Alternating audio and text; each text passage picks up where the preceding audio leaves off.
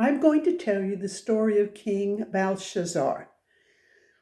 This story is found in the 5th chapter of the book of Daniel in the Old Testament of the Bible. Years before this story began, King Nebuchadnezzar, who was King Belshazzar's father, had conquered many lands in the Middle East.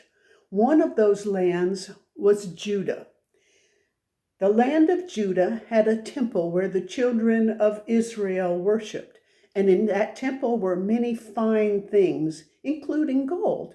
So King Nebuchadnezzar stole that and kept it for himself.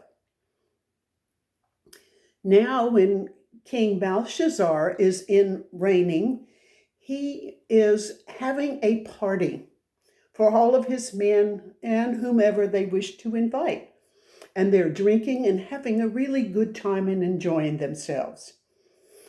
So Belshazzar decides, well, maybe they ought to drink from those wonderful gold things that they found in that temple. And so he went and he grabbed those gold things and he had his servants start pouring wine into them. Well, immediately a hand appeared and started writing on the wall of the place where they were having their wonderful party. What did it say? This. Now, I don't know about you, but I don't know what that said. But what it did do is it scared King Belshazzar a lot. So much that he said, please find some wise men for me who can interpret this information for me and tell me what this says. I will give them purple robes and gold chains, and I will set them up as the third ranking person in my kingdom. And so all of the wise men in their country came and they looked at what was being said. They looked at this again. Oh, no, they couldn't figure it out.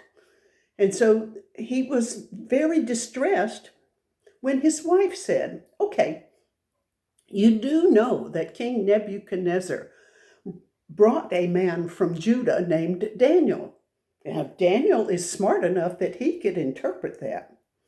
So King Belshazzar sent for Daniel to come help him. When Daniel got there, Daniel said, I'm happy to help you do this, but you don't have to give me any reward. You know, the things that are given to King Nebuchadnezzar and the things that are given to you are given by God. And so these are the things that you have to be concerned about. And so he said, now, here's what it says.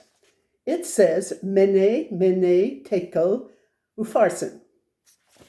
Well, I still don't know what that meant, and neither did King Belshazzar. But Daniel took it apart one word at a time. The first word was Mene. Mene means that your time is up. And so it was said twice. Mene, Mene, your time is up. Your time is up. Tekel means you have been left wanting. You have not fulfilled the things that you were supposed to be fulfilling. And then the last, Parson, means that you have your lands going to be given to the Medes and the Persians. Well, King Belshazzar was a little bit upset, but he was keeping his word and he gave Daniel a purple robe and chains, and he gave him named him the third highest in his land. Unfortunately for King Belshazzar, he died that night, and his kingdom went to the Medes.